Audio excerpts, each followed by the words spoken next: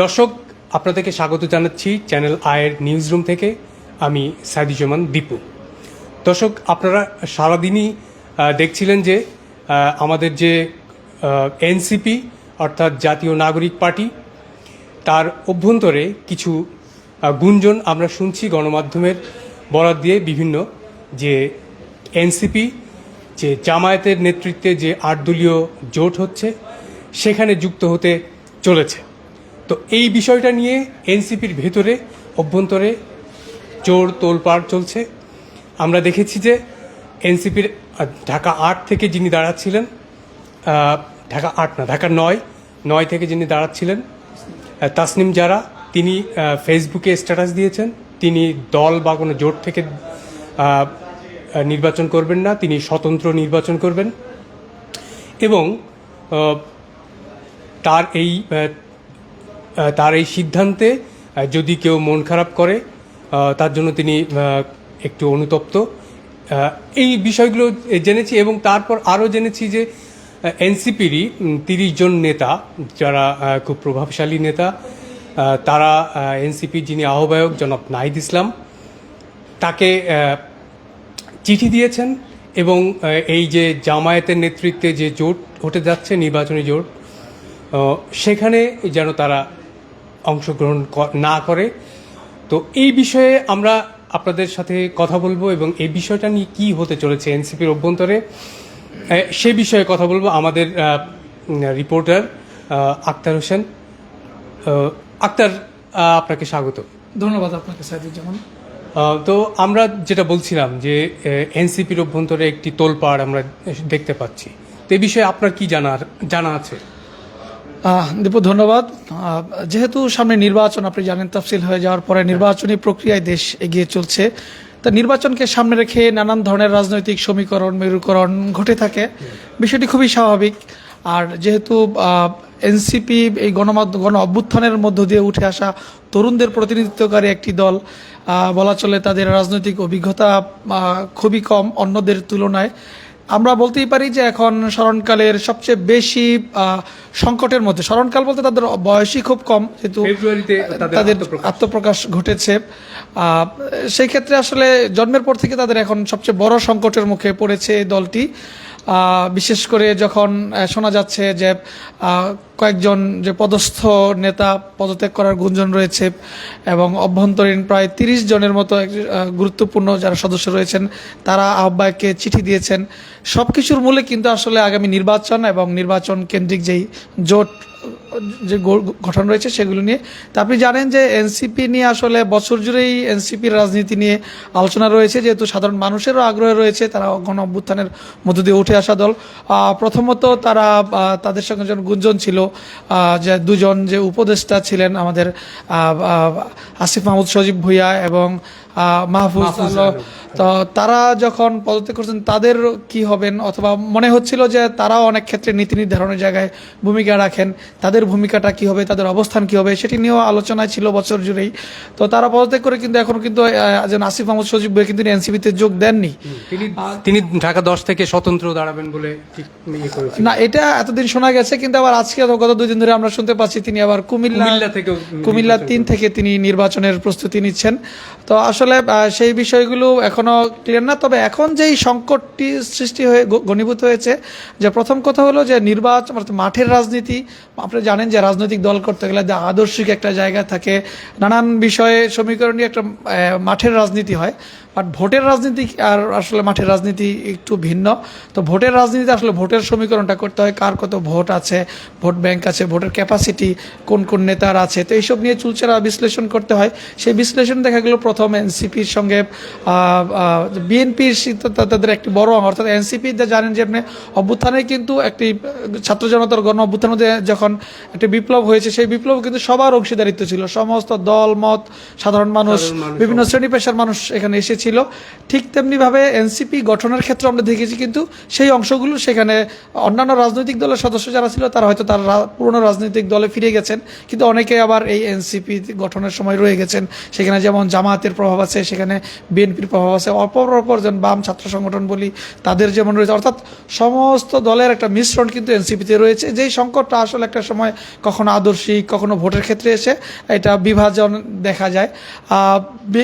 NCP শুরু থেকে আমরা যেমনটি শুনে আসছিলাম যে তারা হয়তো বিএনপির সঙ্গে জোট করার চেষ্টা করেছিল, যেহেতু আপনি জানেন যে বিএনপি গত 15 বছর ফ্যাসিবাদ বিরোধী আন্দোলন করেছে। তারাও প্রথমে 19 দলীয় জোট, 20 দলীয় জোট, এরপরে তারা একটা পর্যায়ে এসে সমমনাদেরকে নিয়ে যুগপৎ আন্দোলন তারা করেছে। তো সেক্ষেত্রে তাদের একটা দায়বদ্ধতা ছিল, বাট যখন এই 5 তারিখের পরের চিত্রটা কিন্তু অন্যরকম। সেক্ষেত্রে এনসিপির সঙ্গে বিএনপির একটি সমঝোতা হওয়ার গুঞ্জন বছর জুড়েই ছিল, আলোচনায়ও ছিল, তবে সেক্ষেত্রে আসন সমঝোতা হয়নি বিধায় সেদিকে যাচ্ছে না। এরপরে আসলে যে স্বতন্ত্র, আপনি জানেন যে 7 ডিসেম্বর এই চলতি বছর, অর্থাৎ চলতি মাসেই 7 ডিসেম্বর এই এনসিপির নেতৃত্বে একটি জোট হয়েছিল, এনসিপি এবং এবি পার্টি এবং রাষ্ট্র সংস্কার আন্দোলনের গণতান্ত্রিক সংস্কার জোট, এরকম একটি নামে জোটের আত্মপ্রকাশ ঘটে। কিন্তু আসলে যেহেতু এবি পার্টি বলি অথবা রাষ্ট্র সংস্কার বলি, রাজনীতি তাদের অবস্থান কিংবা ভোটের মাঠে তাদের অবস্থান খুবই নগণ্য, সেই ক্ষেত্রে হয়তোবা সেই জোটটি খুব একটি আলোচনায় আসেনি।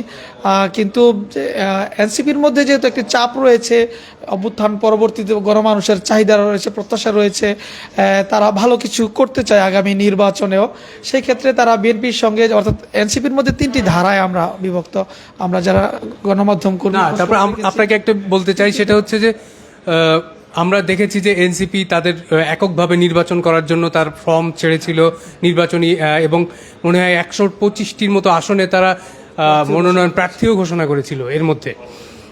তো এর মধ্যে ঘোষণা করে তাদের কি নিজস্ব যে বলয়, তারা একটা আমি তাদের যে মধ্যপন্থী রাজনীতির যে একটা ধারা তৈরি করতে চাচ্ছিল, এবং শুধু তা না, গণতান্ত্রিক যে জোট যেটা, সেই জোটের সাথেও কিন্তু তারা কথা বলছিল বিভিন্ন জায়গায় দীর্ঘদিন ধরে, আমরা জানতে পারছিলাম। না, বিষয়টা সেরকমটাই যে আপনি যেটা বলছেন, অর্থাৎ প্রায় 2-3টি ধারা তাদের মধ্যে রয়েছে চর্চা, যেহেতু রাজনীতির চিন্তা আসলে এক একজনের এক এক ধরনের হয়।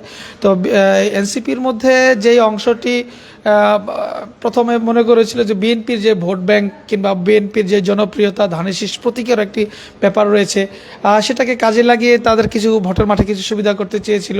একটি অংশ চেয়েছে না যে যেহেতু তাদের সেখানে আসন সমঝোতা হচ্ছে না ভালোভাবে, একটি বড় অংশ আবার জামাতের সঙ্গে যেতে চেয়েছিল, কারণ বিএনপির তুলনায় জামায়াত থেকে তাদের দিকে ঝোঁক এবং যেই প্রণোদনা যদি বলি, আসন সমঝোতা হোক, নানান ধরনের বিষয় রয়েছে, আপনি জানেন নির্বাচনের ব্যাপারে, সেই সমঝোতার বিষয়গুলো তো আবার অনেকে মনে করছে যে না, বিএনপি অথবা জামাত কারোর সঙ্গে না নিজস্ব শক্তিতে বলিয়ান হয়ে তারা রাজনীতিটা করতে চান।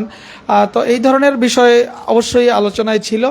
এখন সর্বশেষ আজকে যেই ঘটনাটি ঘটেছে, বিশেষ করে গত 2-3 জন বিএনপির সঙ্গে যখন মোটামুটি বোঝা গেছে একটি স্পষ্টত দূরত্ব চলেছে, যেন আপনি জানেন যে তারেক রহমান যখন দেশে আসলেন, তখন কিন্তু সমমনা অনেক দলের নেতাদেরকে কিন্তু মঞ্চে রাখা হয়েছে, কিন্তু সেখানে কিন্তু আমরা এনসিপির কাউকে দেখিনি। এনসিপি বা জামাত, হ্যাঁ, জামায়াতকে বলা হয়নি। সেই ক্ষেত্রে বিএনপির সঙ্গে স্পষ্টত একটি বিভাজন কিংবা দূরত্ব রয়েছে। আরেকটা বিষয় হচ্ছে যে গত 15 বছর অথবা যদি আমরা গত 21 বছরের রাজনীতি আমরা দেখি বাংলাদেশের, তখন কিন্তু বিএনপি আর জামায়াত কিন্তু তারা একই সঙ্গে জোটবদ্ধ ছিল, অর্থাৎ তারা বন্ধু কিংবা মিত্র দল হিসেবে বিবেচিত হয়েছিল। তো সেক্ষেত্রে জামায়াত এবং বিএনপির মধ্যে বোঝাপড়াটা কিন্তু অনেক পুরনো এবং তারা তাদের বিষয়গুলোতে জানে, কিন্তু এনসিপি সেই ক্ষেত্রে আসলে তাদের খুব একটি রাজনৈতিক অভিজ্ঞতা খুবই কম, নগণ্য।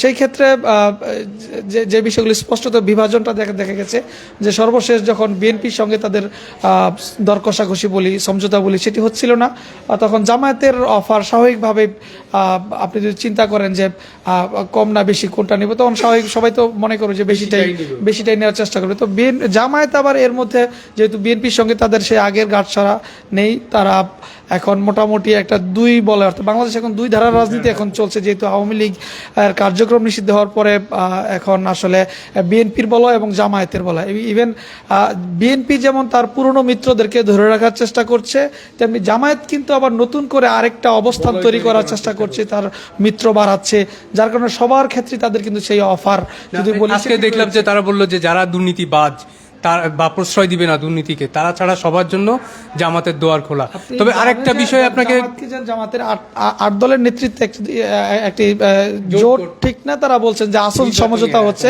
এবং বলা হচ্ছে ইসলামী এবং দেশপ্রেমিক। যে আপনি যে কথাটা বলছিলেন, তো দেশপ্রেমিক শক্তি শুধু ইসলামী দলগুলো যেমন রয়েছে, তারা বলছিলেন ইসলামের জন্য এক ভোট বাক্স নীতিতে তারা রয়েছেন। তো স্বাভাবিকভাবে বাংলাদেশ এক ভৌগোলিকভাবে বলি এই দেশে ইসলামের একটি প্রভাব তো অবশ্যই রয়েছে, ধর্মীয় রাজনীতির একটি প্রভাব রয়েছে। তো সেই সুবিধাটা অন্যরাও নিতে চায়, অনেক দল তাদের সঙ্গে ইতিমধ্যে যোগ হয়েছে। আপনি জানেন যে কিছুদিন আগে বিএনপির সঙ্গে আরেকটি মিত্র দল বড় এলডিপিতে কিন্তু ভাঙন ধরেছে। এলডিপির মহাসচিবের নেতৃত্বে ডক্টর রেদওয়ান আহমেদের নেতৃত্বে একটি বড় অংশ কিন্তু তারা এলডিপি থেকে বেরিয়ে গেছে, কিন্তু আবার বিএনপির সাথে সমঝোতা না, তারা বিএনপির সঙ্গে থাকতে চেয়েছে, কিন্তু বিএনপির সঙ্গে আসন সমঝোতা তাদের দরকস হয়েছে। বনিমরা না হয় বীর মুক্তিযোদ্ধা ডক্টর কর্নেল অলি আহমেদ তিনি কিন্তু জামায়াতের সঙ্গে আসার ব্যাপারে আমরা গুঞ্জন শুনতে পাচ্ছি। এর বাইরে এবি পার্টি কিংবা এই এনসিপির সাথে যে জোটটা ছিল। তবে আপনাকে একটা বিষয় আমি মানে বলতে চাই, সেটা হচ্ছে যে জনাব ওসমান হাদি যখন মারা গেলেন, তারপরে একটা সর্বদলীয় যে একটা প্রতিবাদ ডাক দেওয়া হয়েছিল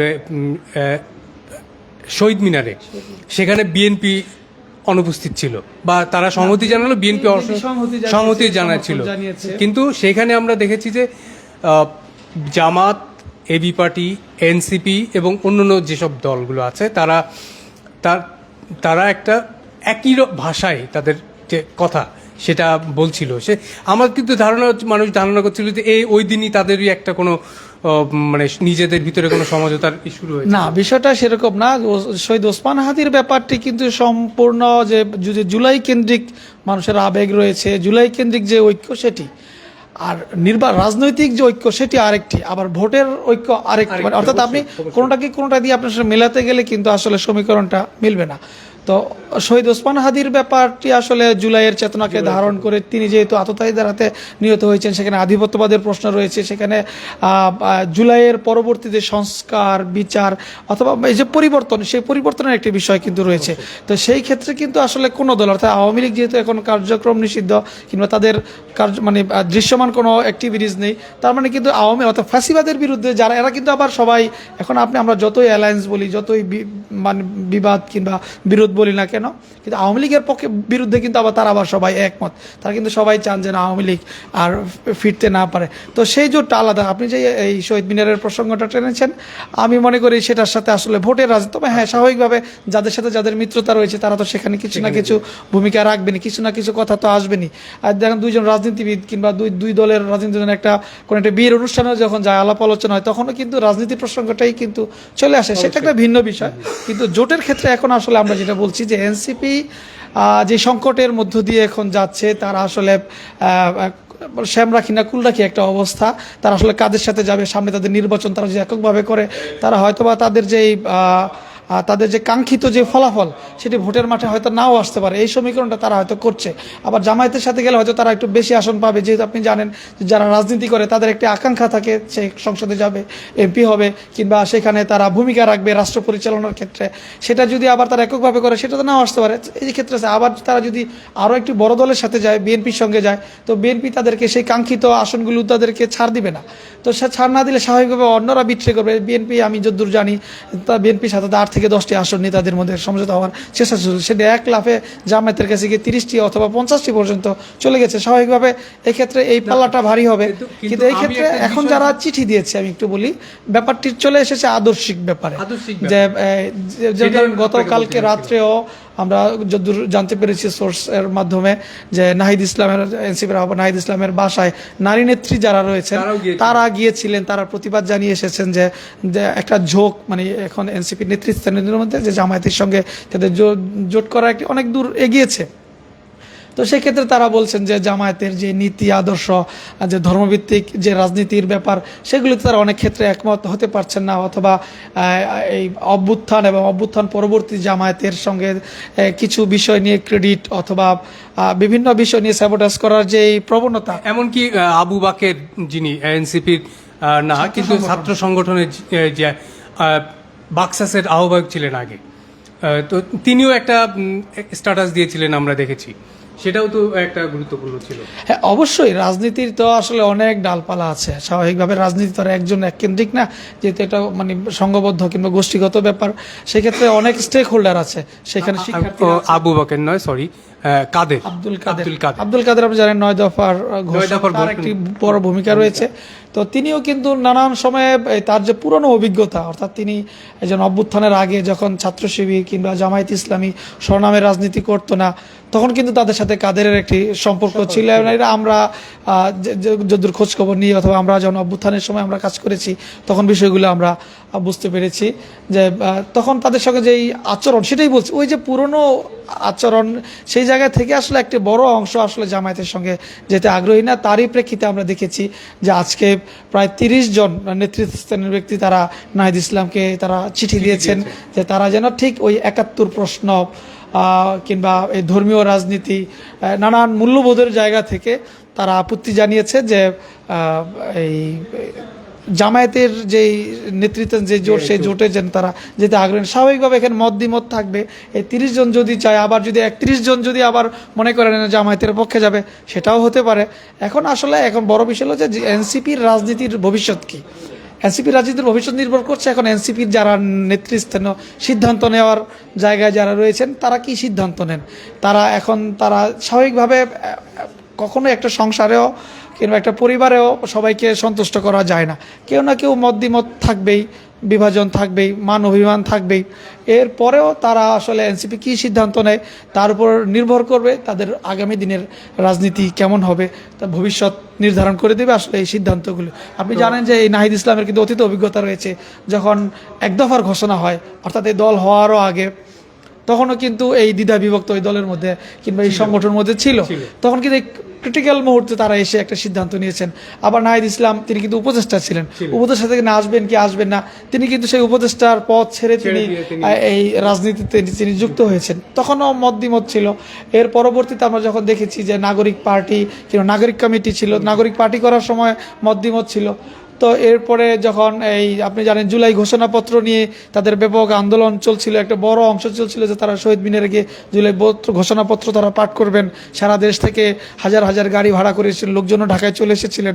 তখন কিন্তু আমরা দেখেছি খুব বিচক্ষণতার সহিত এই এনসিপির বর্তমান নেতৃত্বই কিন্তু বিচক্ষণতার সহিত তারা দলকে টিকিয়ে রেখেছেন, বিভাজনের হাত থেকে দলকে রক্ষা করেছেন, তারা রাজনীতি করছেন। তো এখন যেহেতু সামনে নির্বাচন রয়েছে, ভোটের হিসাব রয়েছে, আর হাতে সময় খুব কম, খুব অল্প সময়ের মধ্যে আশা করি সব পরিষ্কার হয়ে যাবে যে আসলে এনসিপি কোন দিকে যাচ্ছে এবং তাদের রাজনীতির গতিপথ কি হবে।